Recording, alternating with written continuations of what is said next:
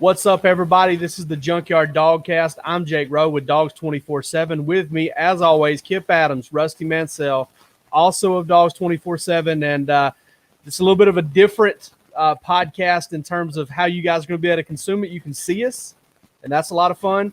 If you're watching this on YouTube, welcome. This is our first one like this, and we're excited about it. But we got a lot to cover. And Rusty, going to start with you, man. Going to jump right into this like we try to do always. Georgia's first game week is 7 days away, and injuries have played a big part in how people feel about this preseason camp. As you know it, what's the injury situation right now? I think the best news, Jake, coming out of this Saturday scrimmage was more news. You know what I mean? We've dealt enough with the last week and a half, last 2 weeks with who's not there, who's not practicing. I think, Jake, reading your stuff on Saturday over on the Junkyard, I believe that's a best case scenario. So, me and you both are on the same page. I don't think Darnell Washington and Tykee Smith are going to be ready for Clemson game.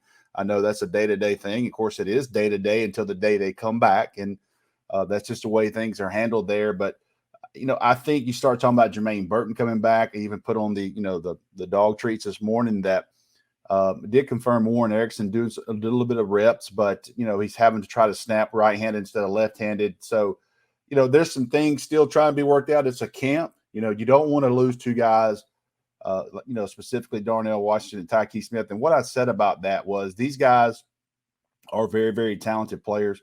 Georgia has very, very talented players in behind them, but what you lose is experience. Obviously, Tykee Smith coming over from West Virginia. This is a guy that, has played a lot of games for them. He's comfortable with the defensive back coach, Jamal Adai. He's worked under him. Look at Darnell Washington coming into his second year, a lot of momentum around him. So these guys are definitely going to play a lot of minutes for the University of Georgia this year. I think the difference is you lose not only a couple of talented players, you lose experience. So getting back to the original part of this, I think coming out of this second fall camp scrimmage, the news was a lot better, and I mean a lot better than it was midweek as a poll to Georgia Bulldog fans. Yeah, Rusty, and you talk about that day-to-day thing. Listen, coaches got to do what they got to do, but I think there's a little bit of gamesmanship at play. And also, you don't want to completely just rule a guy out till you have to rule a guy out. And, I think when you look at what's going on here with Kirby and talking about Darnell Washington, Tykee Smith specifically, because, listen, every piece of intel we've got, I would be really shocked. I'm talking about like eat my hat shocked if either one of those guys play. I know that's the side a lot of people would like to see. I'd need a lot to drink to make it happen. But it's one of those things where you just don't expect it. And you look at in the past situations like David Marshall. David Marshall had a long-term injury, and he was day-to-day for a while, even though we were reporting on our site, and I'm sure others were too. We would see him regularly at the Butts Mirror on a scooter for months. So, and he was day-to-day. Jordan Davis was day-to-day, and he was out 5-6 weeks, 4 or 5 weeks, something like that. So, I think there's a little bit of gamesmanship at play, but, when we did an injury report, there's one over at Dogs 24/7 right now. Okay, I did a rundown of Georgia's injury situation, and I even put both of them as doubtful. I don't expect them to play. I'd be shocked if they did, but, can't really completely rule it out. Kipp, when you look at this injury situation, obviously there's the obvious one, and that may be your pick here, but what's the biggest? What is the number one biggest injury concern that you have of the 10 or so injuries that Georgia's dealing with going into its final week before game week? I think you have to look at Darnell Washington just because of the overall impact and what they were going to ask him to do. Not just as a big pass catcher, but just in the run game as well. We are talking about a guy that has tremendous size, and it shows up as a pass catcher because there aren't many guys that are 6'7", 260, 270 pounds that can move the way that he can. But with what Georgia's wanting to do on the line of scrimmage and how important that's going to be in the season opener, I think just having Darnell out there, makes you feel a lot better. And then you compound it with the fact that, the guy that started a lot last year, basically a returning starter in John Fitzpatrick, he's a little banged up right now as well. So, you got basically your top two tight ends right now are looking very much up in the air for the season opener.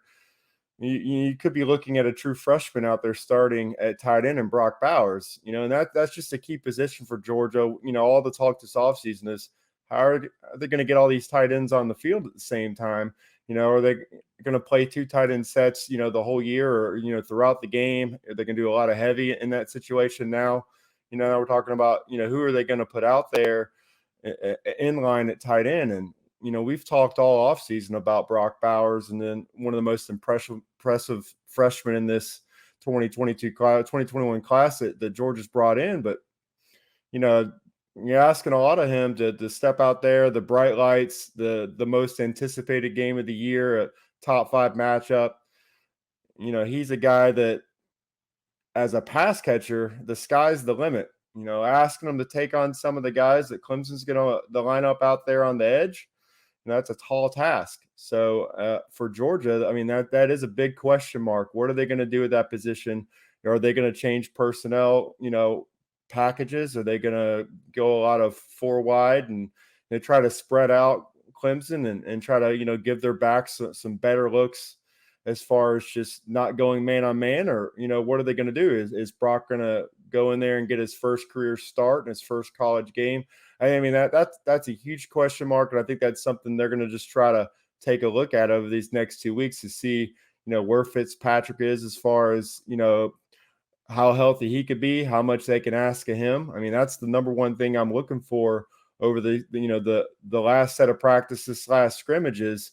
Can Fitzpatrick get back there on the field? And until you actually, know that he's out there, he's at least questionable, which is what I think, Jake, you put him in your injury report, you put him as questionable. Until you know that he's out there practicing, you can't count on him to be out there on the field either. So I just think that position, being how important it is to Georgia's offense moving forward, and just knowing that, you might be asking a true freshman to start against a top 5 program in Clemson that really does a good job in their front 7. It's a tall task, and it's a big part of this upcoming game.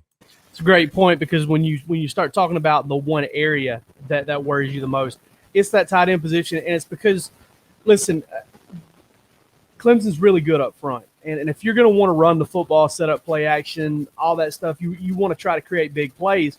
Well, guess what? You're going to need to get that going, and you're going to need to get plays started. And oftentimes, when you're facing a guy like a Miles Murphy or some of those veteran guys that Clemson has, maybe the Brian Brezzi is in a 5 technique, you've got to get that run play started. And sometimes that's going to include a double team starting with the tackle and the tight end. Sometimes we'll ask the tight end to maybe get it done by himself.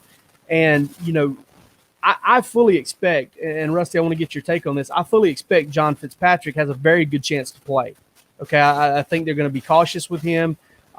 He's not one of these guys where he's out or I don't think there's any gamesmanship there.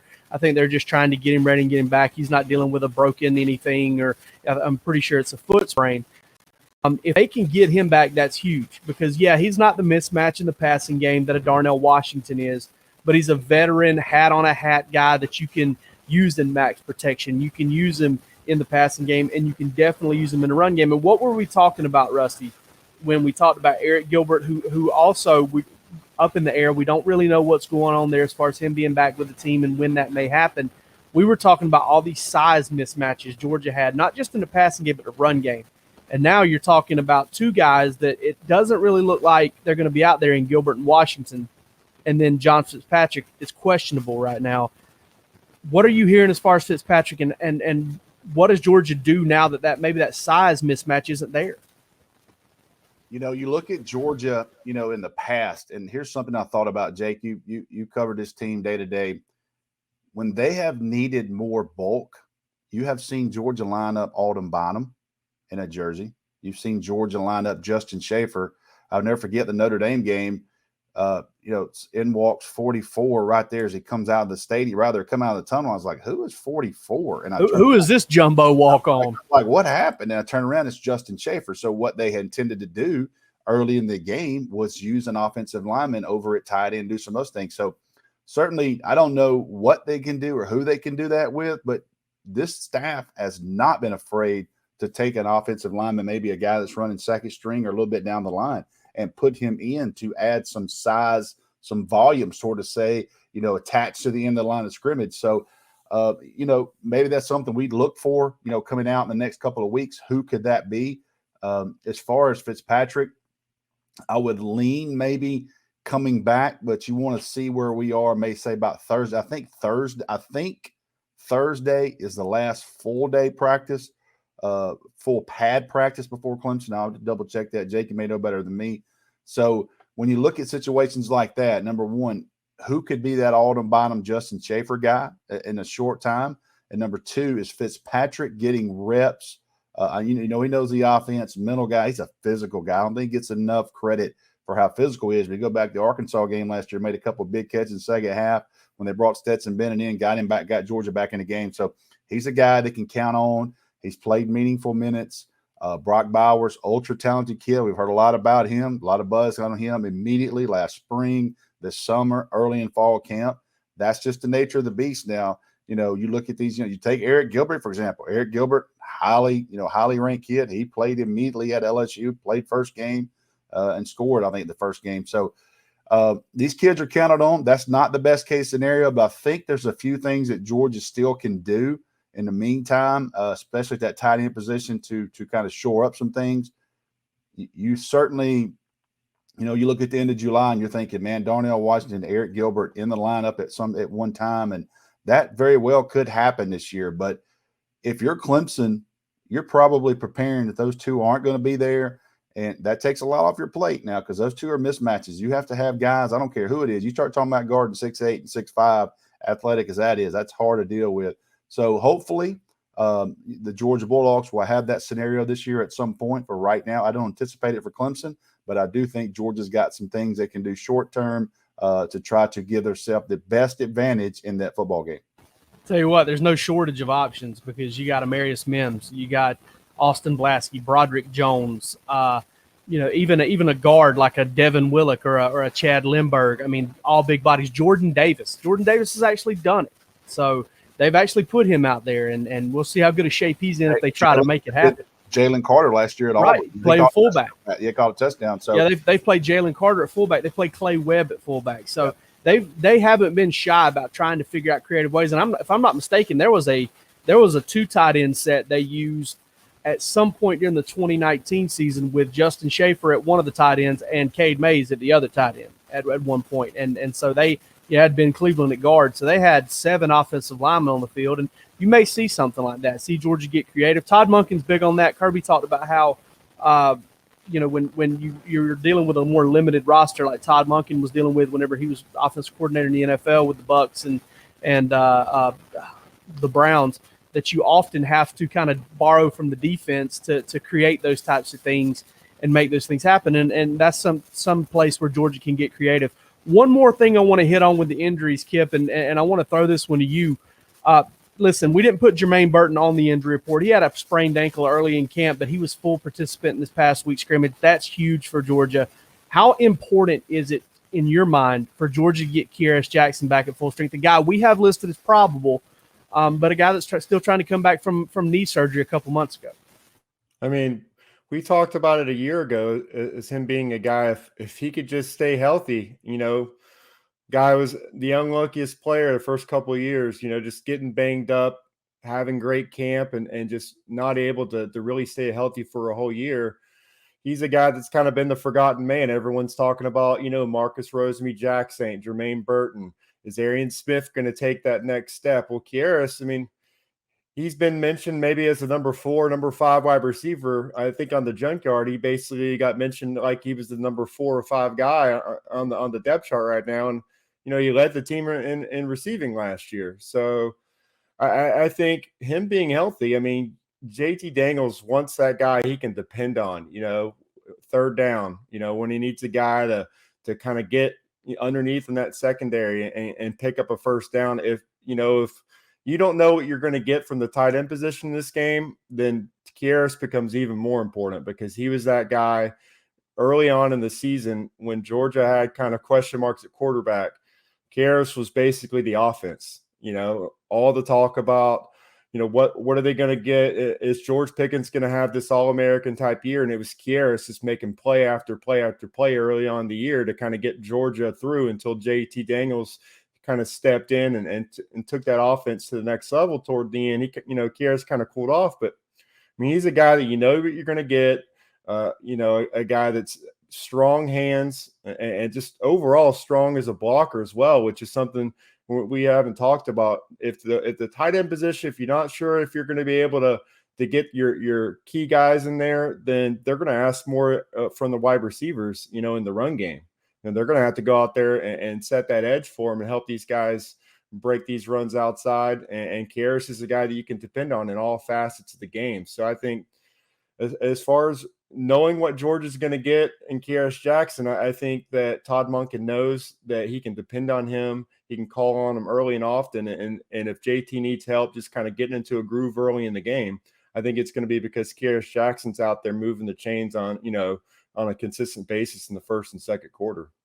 And again, we've got him listed as probable, and he should be able to go. He's been a non-contact participant in both scrimmages, which is a good sign. We'll see what we're hearing here in the next week or so about him shedding a knee brace or being more of a full participant. But key player for Georgia for sure. Let's take a break here real quick. On the other side, we're going to talk about this past Saturday scrimmage, and we're going to throw it to Kipp and Rusty for a little bit of recruiting talk.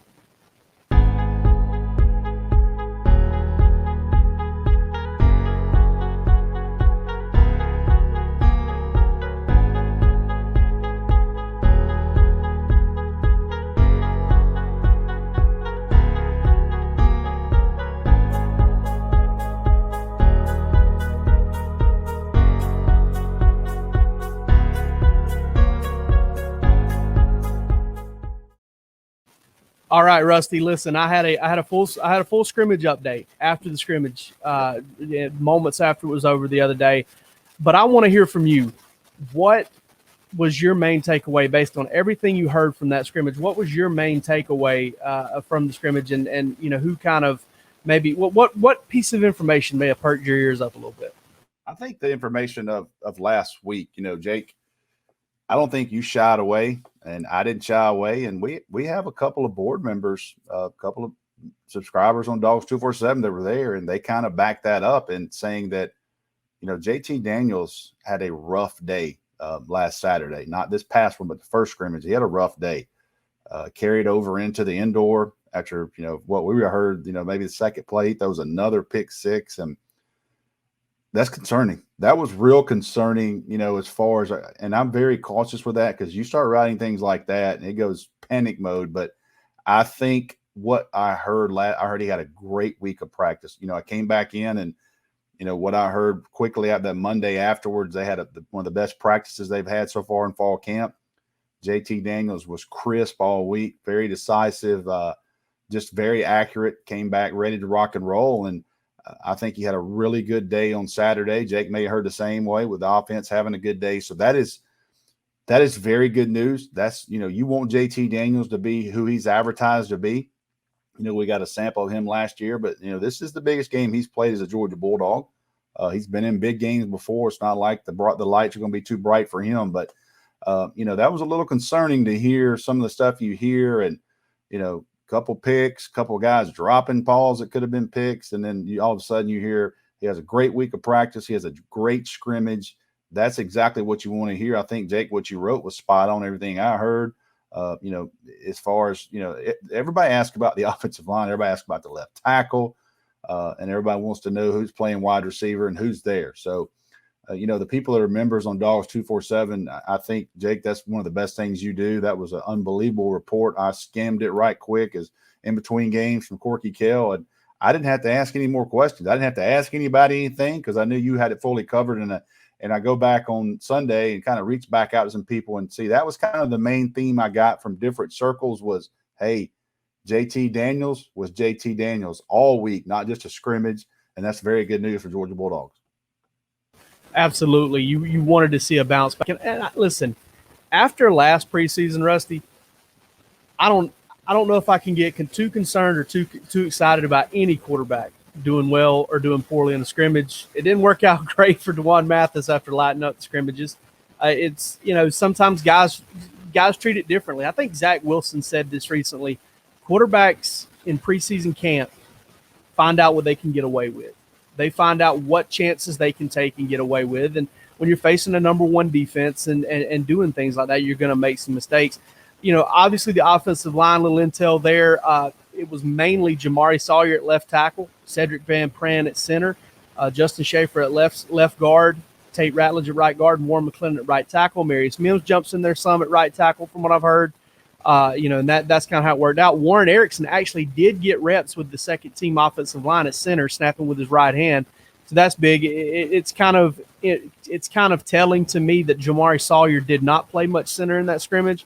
I think there might be a little bit more of a focus on getting him ready to play at right tackle and letting him settle in there. Left tackle, so that he can settle in there. But my number one takeaway, Kip, and this is a guy I feel like you've had a lot of really good commentary on this preseason. The AD Mitchell. There was somebody on our board that hates the way I say his name when I try to pronounce it. So AD Mitchell train keeps going. I'm talking about from early on in spring to both of those scrimmages, through G-Day, through the scrimmages this fall, through practices this fall. AD Mitchell keeps going.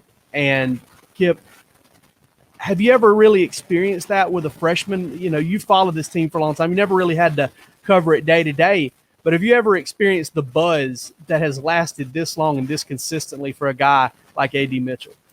I was going to say, we've had a lot of freshman buzz over the years for Georgia at wide receiver. I mean, there was a stretch where it seemed like wide receivers at Georgia had their best years of freshmen. You had a lot of guys just kind of break out. Obviously guys like AJ Green, Malcolm Mitchell. I mean, every year there was a new freshman that's kind of bursting on the scene. But as far as guys that, kind of, I don't want to say kind of slip through the cracks, because again, last year, Rusty's mentioned it multiple times with COVID, we didn't get complete evals, from a network perspective on a lot of guys because we couldn't see him. Plus, he got a guy that, wasn't able to have, a season in 2020 just because of the age restriction there in that state. So we just really didn't know what Georgia was getting in AD Mitchell other than workout videos. And so now, obviously, as you said, I mean, you got to temper your expectations a little bit just because the lights have not come on. He hasn't played in an actual game, but as far as just a guy kind of just emerging that we didn't have an expectation for coming in, after signing day, we knew that Georgia was bringing back some really talented guys. The receiver room we thought was as talented as it ever been at Georgia. He was not a guy that we had, earmarked for breakout freshman. And obviously the G-Day kind of changed everything in that aspect, but it hasn't ended there. Even with guys coming back healthy, he's still everything we hear is that this guy's the real deal. And the coaching staff continues to rave about him. I mean, they're really excited about what he's going to do. The thing is with the guys they have in that room, he might not put up huge numbers this year, but I think that he's got a very bright future, and I think he's going to make big plays in his first year just because he's got the skill set that is kind of missing from this group right now with George Pickens, coming back from the ACL injury, and we're not sure when or if he's going to play in college football again. So I think that skill set is always one that has thrived in Georgia's offense, regardless of who the offensive coordinator is. It's just you want that guy that has the catch radius, that is able to use his length and strength to win those 50-50 battles, and he's that guy. So, I mean, you look at Jermaine Burton last year. Was 27 catches, 400 yards, 3 touchdowns as a freshman in only 8 games.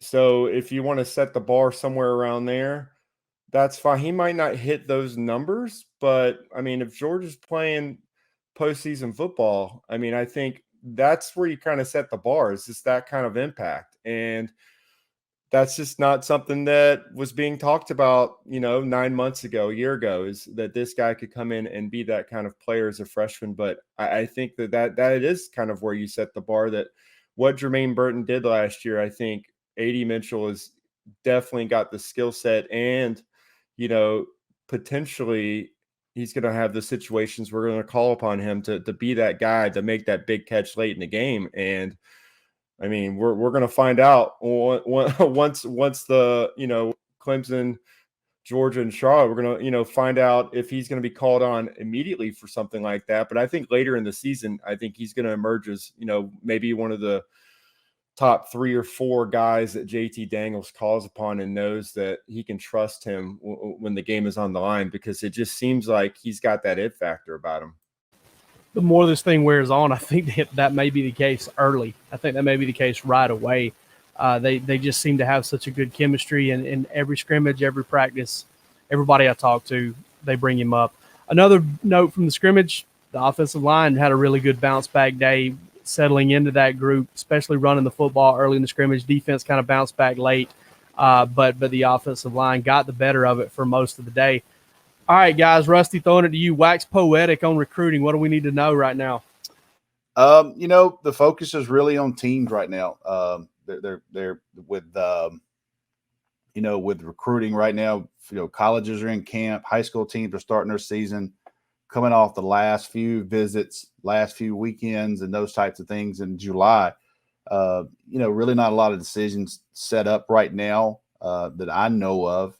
But I know this, that once September the 1st hits and these guys start coming back on visits, it's going to be picked right back up again. I expect Georgia to have a really, really good list going into that Clemson game of players there. And I think that, I was able to call this game the other night. Oscar Delp, West Forsyth is a number 2 rated tight end in the country, I believe, number 3, number 2, whichever one you kind of look at. And this is the guy that's a major target for Georgia. I was there early that day, had a game before, and I talked to a lot of people at West Forsyth. And, the buzz there is Georgia's doing a good job. I know people, were DMing me, he had he had Georgia gloves on, all that. And I kind of take that with a grain of salt. Don't really play too much into that anymore these days. But, some people do. And he did have on Georgia gloves. He also had on Michigan cleats. So, Michigan's the school's recruiting him, but I do think privately behind the scenes, this is a Georgia-South Carolina battle, and people are like, what do you mean South Carolina? His entire family, South Carolina fans, big-time South Carolina fans. So Shane Beamer and those guys have done a good job making this thing real interesting. I do have a crystal ball to Georgia, but my confidence is only around a 4 on that right now. So I think Georgia's in a good spot with him. I don't think it goes past October. He definitely wants to see 2 or 3 games minimum, see how things are. After that, we'll see where they go. But, recruiting is a little bit, put the brakes on a little bit right now while the kids get going. Colleges are in camp. But after September 1st, I expect coaches to be on the road Friday night seeing players. I expect, prospects to be in town visiting, and it'll pick right back up. Kip, what are you hearing on the recruiting trail right now? What's some buzz that you've picked up on here of late? Well, I think the overall narrative's kind of changed a little bit for Georgia. There's a lot of guys that were, out-of-state targets at key positions that, some tough battles, obviously, with North Carolina getting Travis Shaw, the defensive line. Emphasis has kind of changed, and that's been kind of a lot of the focus as of late is what Georgia's defensive line is going to look like, and this is supposed to be a big class, and I think we kind of come full circle now. I think at this point in the cycle, if you're looking at Georgia's D-line class and where it's most likely headed, it's in-state guys. You look at Christian Miller at Cedar Grove, a 4-star guy, top 150 prospect. A guy that 6'4", pushing 300 pounds now, but looks like he's making good progress in his physical development. A guy that just didn't get talked about a lot just because of the depth along the defensive line in this class, but he's a top 20 defensive lineman, and he's a guy that has yet to take an official visit to Georgia. I think they used that one late, and then going alongside with that, Christian Miller, you have Michael Williams. The USC commit from Hardaway High School in Columbus, Georgia. I think that flip season is going to be a huge focus of the rest of this cycle for Georgia. And I think that Michael Williams is a big part of that. It's the guy that, could play that whether it's, 5 technique, if he's standing up, if he's got his hand in the dirt, 6'5", 270 pounds. I mean, that's exactly what Georgia loves to have out in the edge of its defensive line. And I think that's a key position for Georgia in this class, being able to get a 5-star guy and a top 3 prospect in the state of Georgia. I think getting both those guys on campus together for an official visit, later in the cycle would be great for Georgia. And I mean, continuing along that line, you got a couple 5-stars at positions that fans have really asked about, like, what is Georgia going to do at wide receiver in this class? How's Georgia's cornerback class going to look like? Well, you got a couple of guys that just recently decommitted from other programs in Luther Burden, out of East St. Louis High School, a 5-star guy that was committed to Oklahoma, a guy that Georgia's been on throughout. And I think that if you're looking at that wide receiver class, a guy that's a top 10 overall prospect in the country, 6'2", 200 pounds, that really changes the whole perspective on Georgia's wide receiver recruiting. If you're able to bring in an elite guy like that, and Georgia's still having their official visit for him, that bodes well. I mean, Rusty talked about recently how Georgia got a lot of guys on campus in the small window over the summer they could. They had some guys on campus for official visits, but they knew a lot of these guys weren't going to be deciding until later in the cycle, and they saved a lot of official visits. So I think that's a guy that, the fact that they could still get him on campus later on, other teams are still going to be trying to fight for him, like nearby Missouri. Georgia's going to want to be able to get him in and get him in potentially multiple times, and having that official visit for him is still key. And, finally, the cornerback position. Smoke Bowie, Bainbridge, Georgia, flipping his commitment to Texas A&M. I mean, Georgia still has that official visit as well. He still plans to take that visit to Georgia. I think that's a guy that, Georgia still wants to get back in the class, still has a good chance to get back in the class. And then you look at Jaheim Singletary, the former Ohio State commit from Jacksonville, another guy that Georgia stayed in on. They got him on campus in June, and I think they really impressed him. And he's a guy that's 6'1", 170 pounds, Jacksonville, Florida. I think, you look at Jamil Adai, they're talking about, what's he going to bring in the secondary class? They're going to have numbers. They've got some guys on board already in Malachi Starks, Marquise Groves-Killebrew. You add guys like Jaheim Singletary, and you bring back Smoke Bowie into the fold in the secondary class. I mean, it could be really, really strong for Georgia. And this recruiting cycle, it's had some ups and downs. They missed on some guys over the summer, but it's kind of that time of the year where people are looking and wondering, how's Georgia going to do in recruiting? I think, we could be 3 or 4 months away and looking back and saying, once again, Kirby got it done when all is said and done, and reeled in another top 3 class. And I think those are the key guys. They're going to, those recruiting battles right there are going to dictate just where Georgia's class ends up. And I mean, they could really, really push for the top if they're able to win those battles right there. Definitely a different feeling than 2 weeks ago, a week ago, that some of this stuff is possible. And, our guys are going to have it covered for you. Rusty and Kipp are going to have it as well as anybody. I mean, 2 of the best in the business. I'll say it until it's over. They're the best out there. That's all we've got for today's show, everybody. And I want to remind everybody real quick, subscribe to our YouTube channel, Dogs 24/7 on YouTube. Come see us. Come see this episode. Come look at our faces. And we'll back with you guys later on this week to talk more Georgia football, and whatever the topic du jour is, we'll have it covered. But for this episode, I'm Jake Rowe with Dogs 24/7. They're Kipp Adams and Rusty Mansell from the same place. You guys take it easy.